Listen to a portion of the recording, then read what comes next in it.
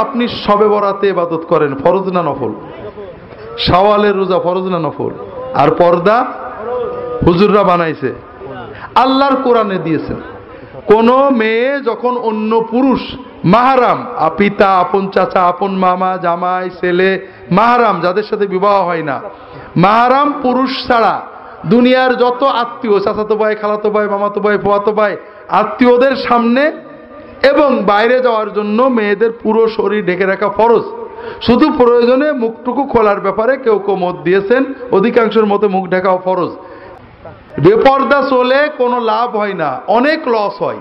প্রতি সেকেন্ডে একটা করে মহা কবিরা গুনাহ তার এবং তার আব্বা আম্মা বা স্বামীর আমল নামায় যেতে থাকে।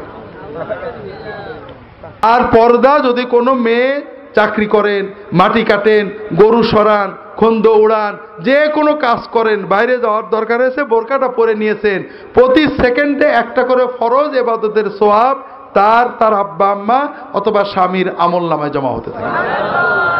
কাজেই মেয়েরা বাইরে যাবেন, কাজ করবেন, বোরকা সহ, পর্দা সহ যাবেন। আল্লাহ তাআলা তৌফিক দান করুন, আমিন।